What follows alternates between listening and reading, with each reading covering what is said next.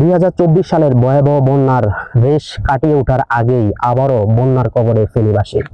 প্রিয় দর্শক, আমরা এখন যে জায়গাটিতে দাঁড়িয়েছি সেটা হচ্ছে পরশুরাম উপজেলার সাতকুচিয়া গ্রামে, যেখানে আমরা যে সড়কটিতে দাঁড়িয়েছি এটি হচ্ছে গিয়ে পরশুরামের একটি বাইপাস সড়ক, যেখানে অর্থাৎ গত 2 দিন আগেও সেখান থেকে মানুষ খুব অনায়াসে যাতায়াত করতে পারতেন, কিন্তু এখনই আমাদের ঠিক পেছনে আপনারা দেখতেছেন যে মানুষ সেখান থেকে এখানে একটি যানবাহন ব্যবস্থা করেছেন, নৌকা, যেখানে করে মানুষ নৌকার মাধ্যমে অথবা কেউ কেউ কোমর সমান পানিতে করে কিন্তু মানুষে আসতেছেন।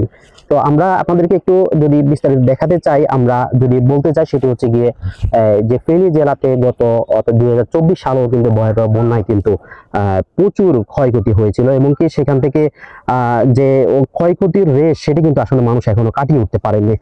সেই রেশ অর্থাৎ কাটিয়ে ওঠার আগেই কিন্তু আসলে সেখানে যে মানুষ গত 2 দিনের অর্থাৎ যে বৃষ্টিতে কিন্তু অনেকটাই অর্থাৎ প্লাবিত হয়েছে নিম্নাঞ্চলগুলো, এবং সেই নিম্নাঞ্চল প্লাবিত হওয়ার পরেই কিন্তু আসলে মানুষ অনেকটাই এখন আশ্রয় কেন্দ্রের দিকে ছুটতে আমরা দেখেছিলাম। আপনাদের যদি আমরা একটু বলতে চাই যে অর্থাৎ মুহুরী নদীর পানি বিপদসীমার উপর দিয়ে প্রবাহিত হওয়ার কারণেই মূলত হচ্ছে গিয়ে মুহুরী নদীর এবং 7টি স্থানে অর্থাৎ অনেকটা 7টি স্থানে অর্থাৎ ভাঙার বাঁধ ভাঙানোর যে প্লাবন হওয়ার ঘটনা সেটি ঘটেছে, এবং সেই প্লাবনের কারণে কিন্তু মূলত সেখান থেকে যে পানির যে মাত্রা সেগুলো কিন্তু স্বাভাবিকের তুলনায় অনেক বেশি বেড়ে গিয়েছিল, এবং এই বাড়ার কারণে মূলত এখানকার যে অন্তত শতাধিক গ্রাম অর্থাৎ শতাধিক গ্রাম কিন্তু অন্তত এখানে প্লাবিত হয়ে কিন্তু তারা এখন আশ্রয় নিতে হচ্ছেন। আমরা আপনাদেরকে যদি আরো একটু বলতে চাই যে বন্যা পরিস্থিতির এই কারণে কিন্তু গতকাল থেকেই কিন্তু অর্থাৎ জেলা প্রশাসকের থেকে কিন্তু অনেক নির্দেশনা এসেছিলেন, এবং সেখান থেকে বন্যা পরিস্থিতিতে ফুলগাজী উপজেলায় 2টি আশ্রয় কেন্দ্র ঘোষণা করেছেন, এবং কি আমরা যতটুকু খবর পেয়েছি এবং 2টি আশ্রয় কেন্দ্র অন্তত 36টি পরিবার সেখানে আশ্রয় নিয়েছেন। অপরদিকে পরিবারের অপরদিকে পরশুরাম উপজেলায় 2টি আশ্রয় কেন্দ্রের মোট 5টি পরিবারের মোট 20 জন আশ্রয় কেন্দ্রে আশ্রয় নিয়েছিলেন। এছাড়াও টোটাল অর্থাৎ আশেপাশের আরো কয়েকটি মিলে 36টি পরিবার অর্থাৎ মোট 85 জন অর্থাৎ আশ্রয় কেন্দ্রে আশ্রয় নিয়েছেন, এবং কি তারা বর্তমানে সেই আশ্রয় কেন্দ্রে তারা দিন অতিবাহিত করতেছেন।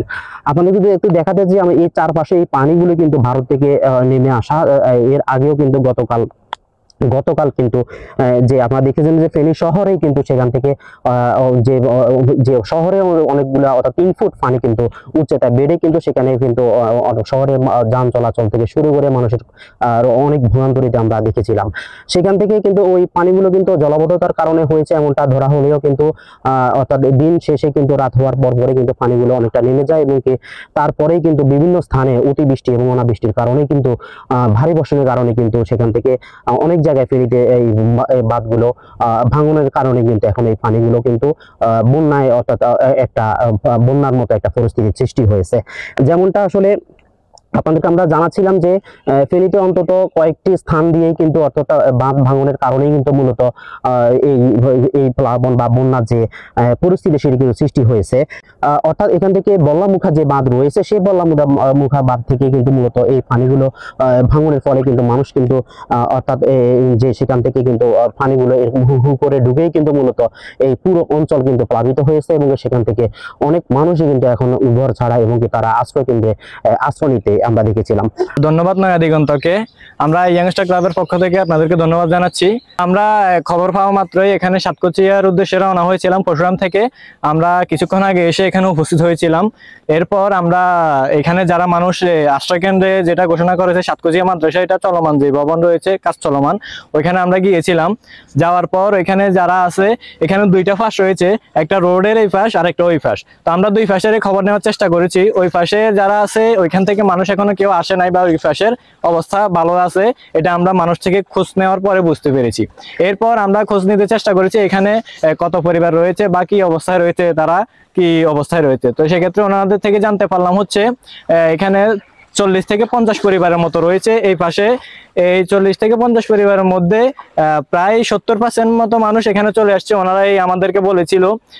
এরপর আমরা জানতে চেয়েছিলাম যে এখানে এমন কোনো মানুষ আছে কিনা যাদের সাহায্য প্রয়োজন বা তাদেরকে আমাদের হেল্প করা প্রয়োজন, আমরা এখান থেকে নিয়ে আসবো। তো ওনারা বলছে যে আপনারা গিয়ে দেখতে পারেন, তবে মোটামুটি অনেক মানুষ চলে আসছে, যদি কারো প্রয়োজন হয় আপনারা সাহায্য করতে পারেন। তো আমরা সেই লক্ষ্যে আমরা এখানে যাচ্ছি, গিয়ে আমরা সর্বোচ্চ চেষ্টা করব তাদেরকে সেভ করার জন্য এবং নিরাপদ স্থানে নিয়ে আসার জন্য। পরশুরাম সড়কের যে অর্থাৎ যে বাইপাস সড়কটি রয়েছে সেই সড়ক থেকে আমরা আপনাদেরকে দেখানোর চেষ্টা করেছিলাম। আপনারা দেখেছিলেন যে সেখানে যে মানুষ কিভাবে অর্থাৎ একমাত্র বাহন হিসেবে এখন নৌকা ব্যবহার করতেছে এবং নৌকার মাধ্যমে কিন্তু মানুষ এখান থেকে কোনোভাবে মাথা ঠাই করার জন্য বা মাথা ঠাই বোঝার জন্য কিন্তু আশ্রয় কেন্দ্রে যাচ্ছেন।